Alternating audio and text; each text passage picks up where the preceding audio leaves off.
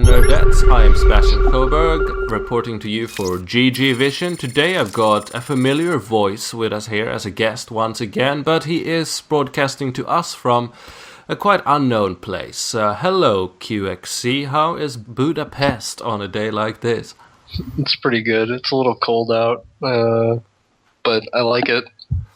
Oh, it's good to hear. You're visiting Europe nowadays, briefly, though without stopping down in your Starcraft 2 career. But how come you've abandoned the US for going to cold-ass Hungary? I'm studying abroad in Madrid for a semester, and currently I'm visiting my girlfriend in Hungary. Sweet. Well, I hear they got very good beer for an even better price in Budapest, so... You enjoy yourself there, sir. The first interview you and I did was in the last days of Foreign Brood War. It was on the 8th of March 2010, when you had just won the Dark Horse tournament, which was a smaller kind of thing organized by me and Jeff In Control Robinson, who in a couple of hours will announce whatever happens over at NASL.tv. He and I have made a little thing that was supposed to show the community the best prodigy that he had fostered, and that turned out to be you. Since then, a lot of stuff has happened. So, QXC, in as many or as few words as you like, how has your year of StarCraft 2 been? It's pretty much been everything that I've hoped for, and more. School, it's been tough to do it all with school. And I haven't had the kind of big tournament performances that I'd like. It's extremely difficult to prepare for any kind of LAN events with schoolwork, just having to get all the things done beforehand and scheduling and talking to my professors and all that, and then also getting in the amount of practice that I need. But I've done quite well in online tournaments where I can kind of manage my schedule around them. And this summer I'm planning on going to Korea. So things are starting to kind of move in the direction that I've been planning on all along. Truly. I mean, as you say, you have yet to claim one of the really bigger titles like MLG or IEM, but you nevertheless has been a constant factor in the scene. I mean, I don't know how many times you've been a guest over at the Day 9 TV show, and just sticking with it. And of course, you were at the Assembly LAN in Finland not too long ago, and we'll talk about that in more detail. But as I understand it, you qualified for the Team Liquid Star League number 3 while at that event. So as you say, when you can choose your own hours, things seem to go just fine. Definitely. It was, I put a lot of time into getting ready for Assembly, and, things happen. I ended up playing Huck in the round of 16. I definitely feel like I could have beaten just about every player there, and I would have liked to have met Huck sometime later in the tournament, but that's how tournaments go. And after I lost, I just realized the kind of things and the way I need to play to improve my style. Playing Huck was kind of like a little glimpse into Korea. And I went and laddered. I signed up for TL Open, and I just sat there by myself and grinded out the games. The semifinals, the finals of the Assembly tournament were all played out, and I was sitting at my computer playing the TL Open. Then everyone left, and I was sitting in the second floor of the LAN center playing by myself. And then Jimpo left, and then all the other fans left, and I played the finals by myself, and I won. So it didn't matter. I didn't mind. GG to that, indeed. Yeah, that's a great story telling people that it can be done, because time management for most foreign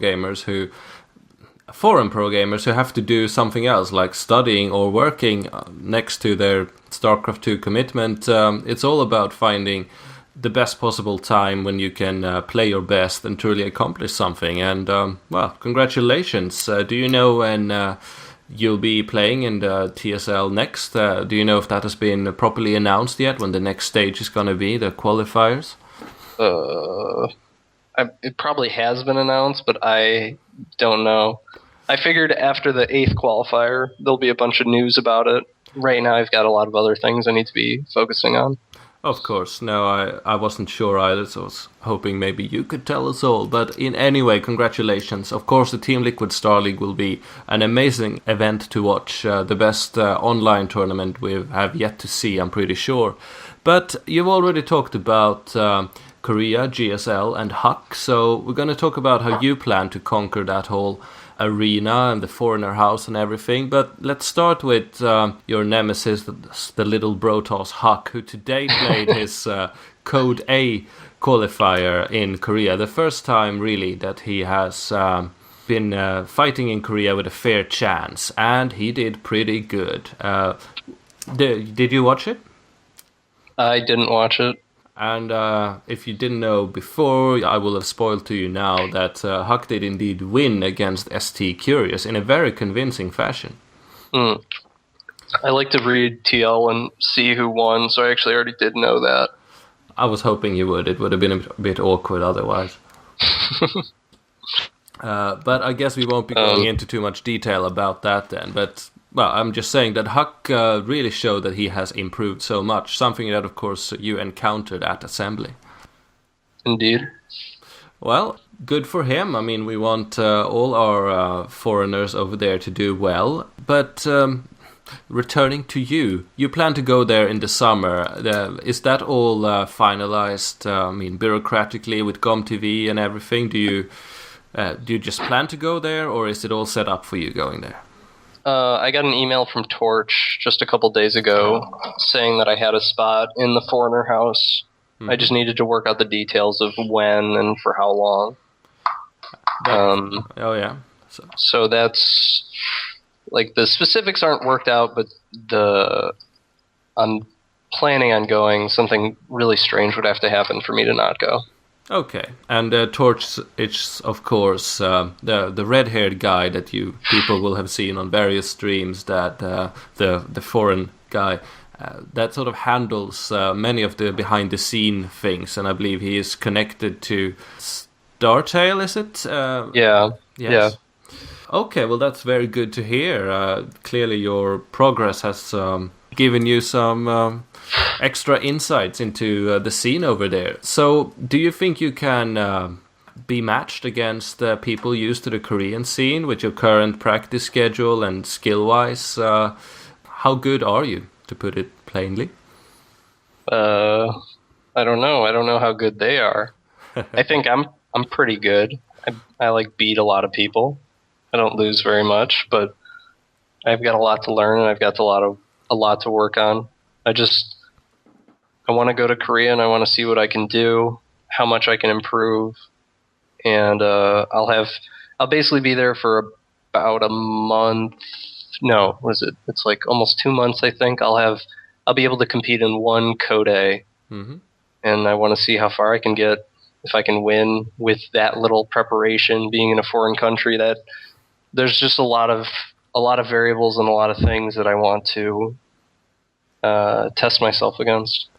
Well, clearly you've been doing more than just pretty well, given that you never had the opportunity, as I understand it, to play 100% of your time like a pro gamer would like to. You've always had to manage it with school and whatnot, and yet you've managed to climb to the very top tier of the foreign league, and we all wish you the best of luck in going to Korea and doing so. And I'm sure we'll see a testament of that in the Team Liquid Star League, among other things. And I expect that well, of course, maybe you'll be in Europe for the next MLG Dallas. Maybe you won't be competing, or...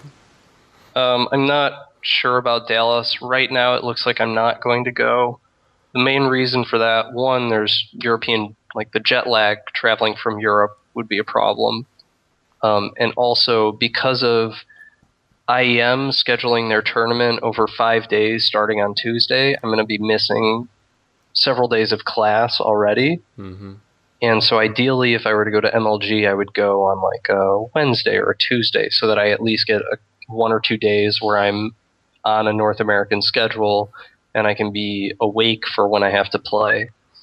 And I'm not sure I can really justify missing more and more class like this. I need to do well this semester.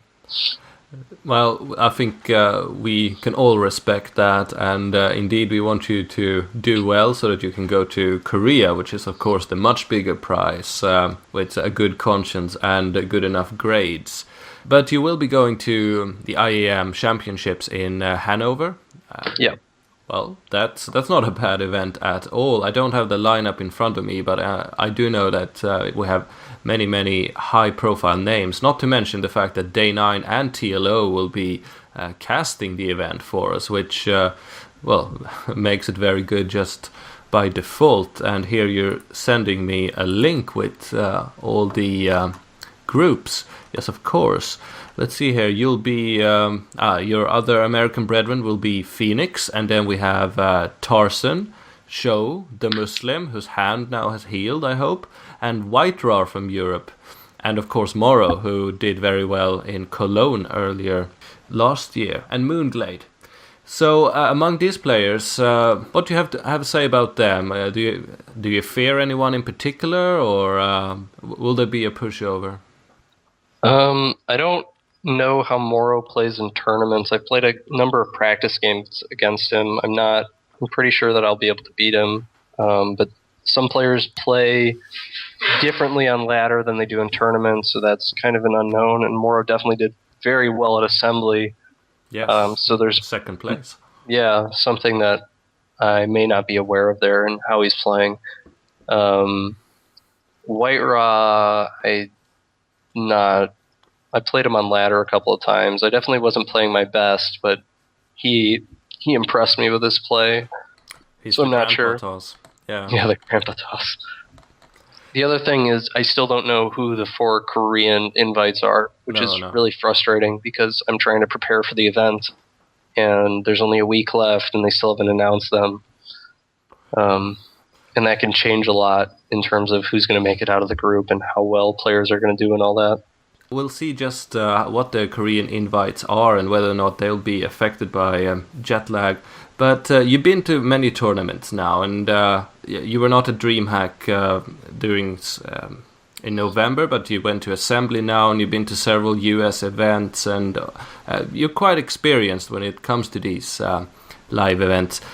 What are the pros and cons? What has been the best event so far, and what are the sort of general themes that could be improved upon for esports to become a better sport for both viewers and players? I'd say Assembly has been the best event that I've gone to. Mm-hmm. How so? Well, unlike MLG, they actually respect the players. And that might sound like really bad, and MLG might not like me for saying that, but when I go to MLG, I don't feel like I'm important, and I know I am. I know I'm important. Someone like Select is important. Huck is important. Hydra is important. We deserve respect as higher caliber players in this event. We are the people that make the event interesting and that make people want to watch it. And at MLG, I feel like they just treat us like random people that aren't relevant. They don't give us any kind of privileges. There's no like area that the players can go to if they want to just get away from the crowd and kind of relax. And I found that very frustrating. At Assembly, the tournament area for Starcraft was all on the second floor. There was corded like a area that was roped off that only really players were supposed to enter. But they didn't care if players stayed within that area after they were done playing. Whereas at MLG, after you finish playing, you have to leave the area. And so you don't really have like a place you can sit and just hang out with other players, whereas Assembly, you could do that. And then the other thing, I found that Assembly was much more organized. Everything started basically on time. Everybody knew what computer they were going to use. They had already made a sheet of paper that told you, so we didn't have to wait and try and listen to the announcements. There was no useless players meeting that didn't actually tell us anything. Cool. Like, they just seemed like what it really felt to me is it was a tournament run by StarCraft 2 players. Not like top tier professionals, but people who understood the game, who kind of had a feel for the scene.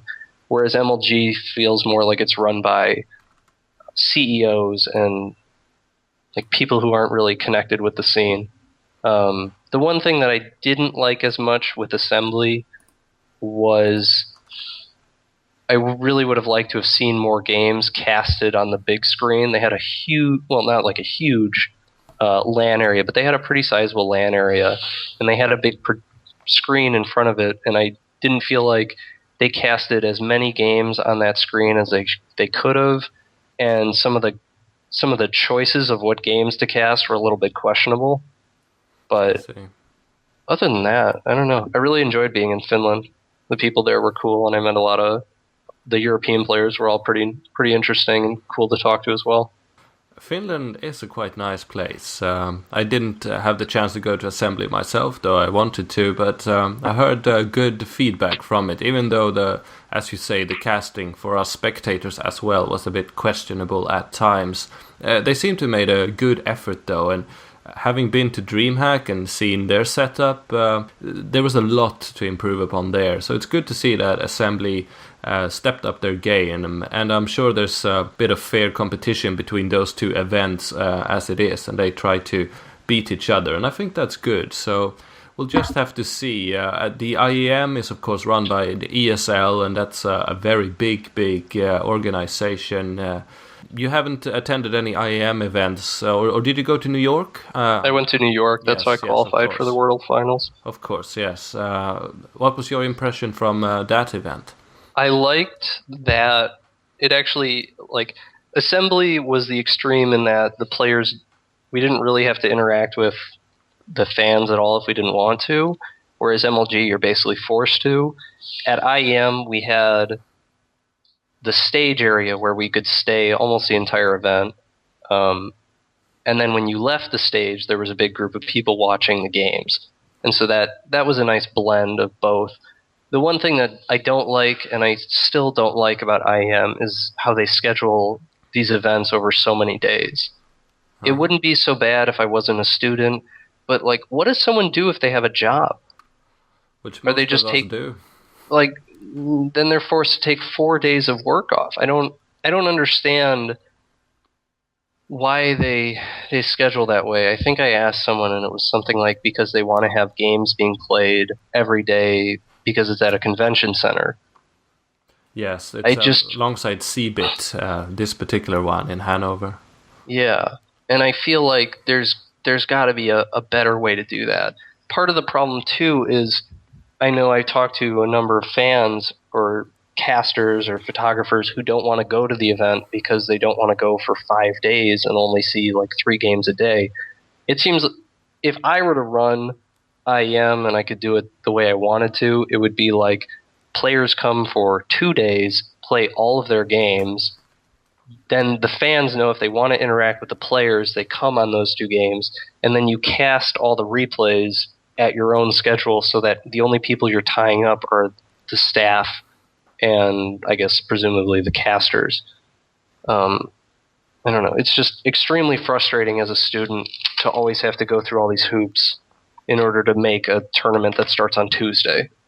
Yeah, I could totally see that. But this could lead us on to a question, because esports is a fairly young phenomenon, especially now when it's picking up speed, becoming more and more popular, and broadband and YouTube and streaming, making it so accessible. It's still a very young phenomenon that's going through its first stumbling steps. Do you see yourself perhaps in a couple of years, when you have many SE2 glories under your belt, transition into some sort of position where you have a more managerial kind of role, or will be steering the progress of organizations, esports, yada yada, into another direction? Will you go into management at some point? So you do seem to have many ideas. Should the opportunity arise? It's a long way off for something like that. I'm only now just entering the scene as a competitive player, and I intend to be here for some amount of time. I don't know if I would ever really be satisfied being a manager in this scene, just because, like, whenever I watch people playing, all I want to do is go play. Whenever I watch, I played ice hockey in high school. Whenever I watch ice hockey, I want to go play ice hockey, and I don't know if I'd really be content being a manager. Well, I don't know what I will do whenever the time comes that I decide to stop playing. It's too long off, and I'll be a different person at that point. fair enough. Of course, something that I'd like to pick your brain on, which is very much related to both the managerial role of esports professionals as well as players, is what's going on over at NASL.tv, the rumored thing that could be the North American Star League. We just don't know yet. As of right now, the timer stands at -4 hours. By the time you're watching this, dear viewer, it will probably have been announced. But QXC, what are your thoughts on this and thoughts in general about the growing North American esports scene?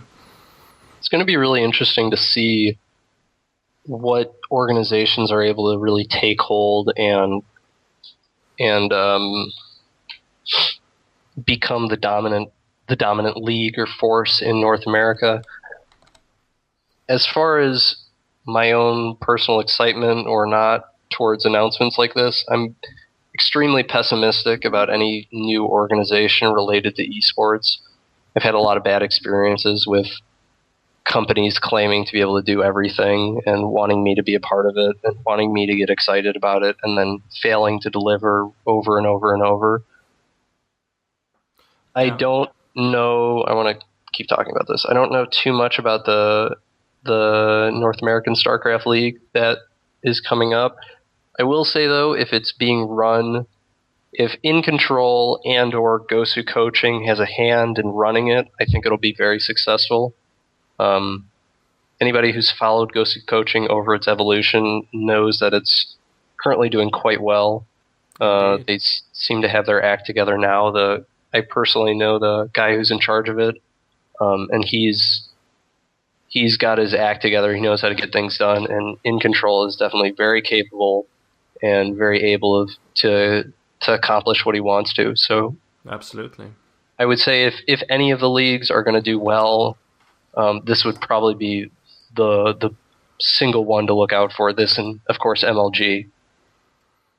Yeah, but this of course would be potentially, we don't know yet, be run by people from the very root, from the very core of the community, yet with people with a business sense, because this will undoubtedly be a business that's run for profit, but nothing wrong with that if it combines opportunities for great esports. So maybe you will not have to be in Korea in order to play StarCraft 2 competitively at the highest level. It could be one of many options, and that would be quite great. Maybe we'll see you fighting in the North American Star League in autumn, if we choose to be optimistic, that is. Well, QXC, thank you so much for coming on the show again to talk a little bit about your road to pro gamer stardom. I believe that in our very first interview, which is almost a year ago now, I asked you what you had to say to other aspiring players in order to, how do you become good? How do you reach the A+ on the ladder, I think. You're welcome. Yes, basically, how do you go from being an aspiring fan and a wannabe pro gamer to actually achieving that? It's been a year, a lot of things have happened, you're truly living the dream, you're a testament. What do you have to say to others? And there we go again. Yeah, she's a little sick. Of course, tell her to get better from all of us. Get better. Cute. Yeah, I know, we're adorable. Yes. Very. The biggest thing I would say is never give up. The moment you set out on whatever path it is that you want to pursue is the moment that everything begins. And the instant that you decide that you're not going to try and you're going to stop doing it is the moment it all ends. It doesn't matter how long the break you take is. It doesn't matter if you don't play for a week or 2 weeks or if you don't think about the game.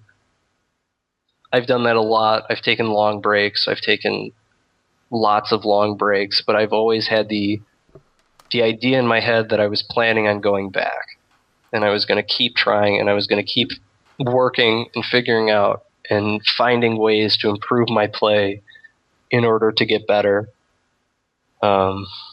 for me, tenacity, persistence, those are really what put me at the top. And that's what I use to continue to push myself. Well said, indeed. And I can also say that the very same thing goes for wannabe YouTubers out there. It can be done, but it takes more perseverance and it takes talent. So thanks again, QXC. Do you have any final closing words? Maybe something you want to say to your opponents at the IEM Championships in Hannover? Something to make them fear you?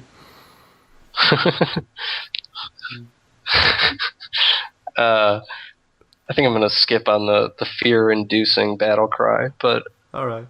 Just thanks to everyone who's been so supportive of me. I've had a couple of times where I've been kind of down, a little depressed that the gaming hasn't gone quite the way I wanted to. I have very high standards for my own play and my own successes, and my friends, my family, my fans have really helped get me that motivation back and help me keep going. That's what makes it all go around, indeed. Thanks so much for coming on the show, and good luck in your future endeavors, and particularly in Hannover. Go kick some ass, yeah? Thanks. I'll take that in mind.